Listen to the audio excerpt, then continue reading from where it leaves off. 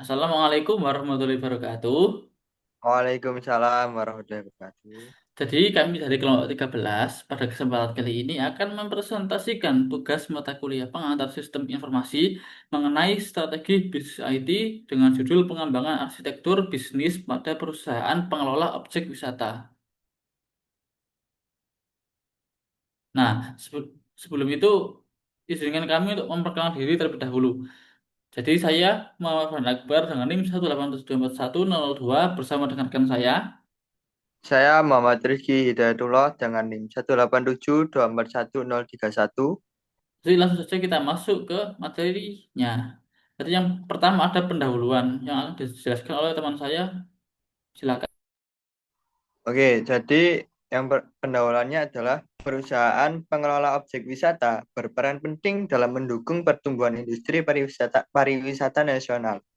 Namun, dengan seiring berkembangnya teknologi dan meningkatnya ekspektasi wisatawan, perusahaan itu dituntut untuk melakukan penyesuaian dalam pengelolaan bisnisnya agar tetap relevan dan kompetitif.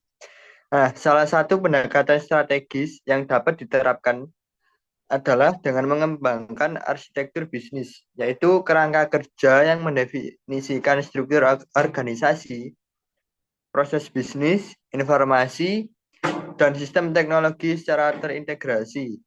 Arsitektur bisnis yang baik membantu perusahaan dalam merancang strategi jangka panjang yang selaras dengan kebutuhan operasional dan pasar.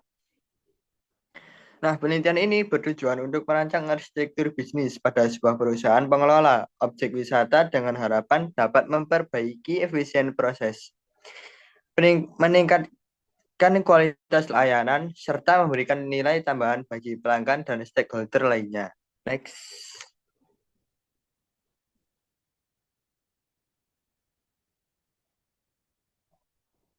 Kemudian ada latar belakang. Jadi latar belakangnya adalah industri pariwisata merupakan salah satu sektor yang berkembang.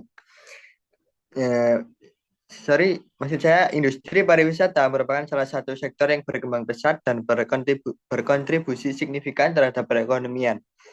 Dalam menghadapi persaingan yang semakin keras, perusahaan pengelola objek wisata dituntut untuk memiliki sistem manajemen dan struktur bisnis yang efisien, adaptif, dan terintegrasi. Banyak perusahaan wisata masih menjalankan operasional secara konvensional sehingga sulit beradaptasi terhadap perubahan kebutuhan pasar dan teknologi. Dan kurangnya perencanaan strategis dan keterpaduan antar unit kerja menyebabkan rendahnya kualitas layanan dan efisiensi operasional. Nah, untuk menjawab tantangan tersebut, pengembangan arsitektur bisnis menjadi solusi penting dalam menyelaraskan tujuan strategis perusahaan dengan proses bisnis, teknologi, informasi, serta kebutuhan pelanggan. Dengan arsitektur bisnis yang tepat, perusahaan dapat meningkatkan koordinasi internal, efektivitas layanan, dan daya saing di industri pariwisata. Next. Kemudian ada rumusan masalah. Jadi yang pertama adalah bagaimana sih kondisi proses bisnis di Taman Ria saat ini yang menyebabkan efisienan operasional dan lambatnya pengambilan keputusan. Kemudian yang kedua, bagaimana pendekatan TOGAF dapat diterapkan untuk merancang arsitektur bisnis yang terintegrasi dan efisien di Taman Ria. Dan yang ketiga adalah bagaimana integrasi sistem ERP dapat membantu meningkatkan efisiensi pelanggan, pemantauan real time, dan kualitas layanan di Taman Ria. Next. Nah, kemudian ada tujuan penelitian. Jadi penelitian ini eh, ada sekitar 4 penelitian. Yang pertama, merancang arsitektur bisnis yang terstruktur dan efisien untuk Taman Ria menggunakan kerangka kerja TOGAF. Kemudian yang kedua ada mengintegrasikan proses bisnis melalui penerapan sistem ERP guna untuk mempercepat pengambilan keputusan dan pemantauan operasional secara real time. Kemudian yang ketiga adalah meningkatkan efisiensi operasional, kualitas layanan, dan daya saing Taman Ria sebagai perusahaan pengelola objek wisata. Kemudian yang keempat ada yang terakhir adalah memberikan panduan praktis bagi pengelola objek wisata dalam mengembangkan arsitektur bisnis berbasis teknologi yang adaptif dan terintegrasi. Next. Nah, manfaat penelitian atau strategi ini adalah yang pertama adalah ada manfaat teoritis. Yang dimaksud dengan manfaat teoritis adalah dengan memberikan kontribusi keilmuan dalam bidang manajemen teknologi informasi, khususnya terkait penerapan TOGAF dalam perencanaan arsitektur bisnis pada sektor pariwisata. Kemudian yang kedua adalah manfaat praktis, yaitu menjadi panduan implementatif bagi pengelola objek wisata seperti Taman Ria dalam mengembangkan struktur bisnis yang terintegrasi melalui penerapan sistem ERP guna meningkatkan efisiensi operasional dan kualitas layanan. Dan yang ketiga adalah manfaat strategis. Nah, manfaat strategis itu sendiri yaitu untuk membantu perusahaan wisata dalam meningkatkan daya saing melalui transformasi digital dan pengelolaan sumber daya yang lebih optimal. Oke, kemudian ini akan dijelaskan oleh teman saya. Silakan. Nah, selanjutnya ada metodologi. Jadi pada penelitian atau jurnal ini ya ada dua metode yang digunakan, yaitu yang pertama TOGAF yang merupakan singkatan dari The Open Group Architecture Framework yang merupakan metode perancangan arsitektur bisnis berbasis 8 fase ADM. Kemudian ada ERP yang merupakan Enterprise Resource Planning yang di dalamnya sistem ini bertujuan untuk menyatukan proses keuangan, tiket, pengunjung, logistik, dan lain-lain.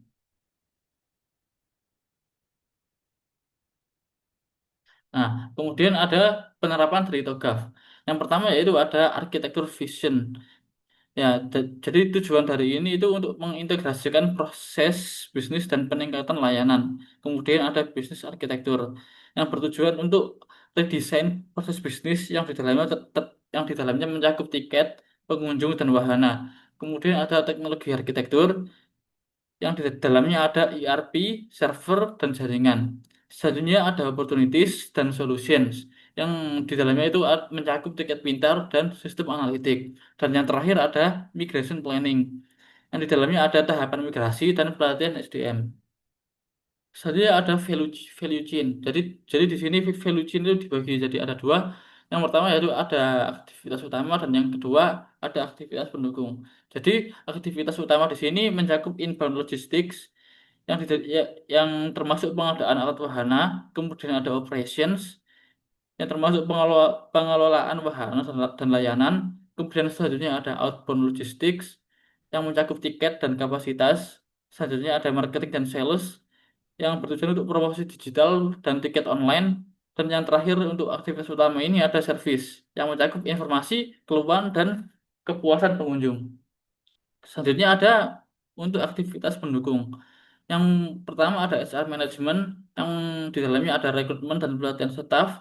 Kemudian ada procurement yang mencakup pengadaan, fasilitas, dan teknologi. Selanjutnya ada tech development yang di dalamnya tujuan untuk mengimplementasikan ERP. Dan yang terakhir ada infrastruktur yang mencakup pemeliharaan fasilitas dan IT support. Nah, selanjutnya yaitu dampak dari strategi yang diterapkan pada penelitian ini. Jadi yang pertama yaitu proses bisnis lebih terintegrasi. Kemudian pengambilan keputusan lebih cepat. Yang ketiga, pengalaman pengunjung lebih baik. Yang keempat, efisiensi operasional meningkat. Dan yang terakhir, daya saing perusahaan menjadi meningkat. Jadi kesimpulannya adalah TOGAF plus ERP mampu menyelesaikan tantangan operasional. Nah, strategi ini relevan bagi sektor pariwisata berbasis digital. Dan yang terakhir yaitu dapat memberikan panduan nyata untuk transformasi bisnis jangka panjang. Nah, di sini ada daftar pustakanya.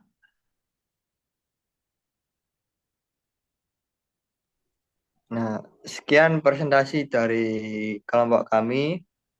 Mohon maaf bila ada salah kata atau salah ucap. Mohon maaf yang sebesar-besarnya. Sekian, terima kasih. Assalamualaikum warahmatullahi wabarakatuh. Waalaikumsalam warahmatullahi wabarakatuh.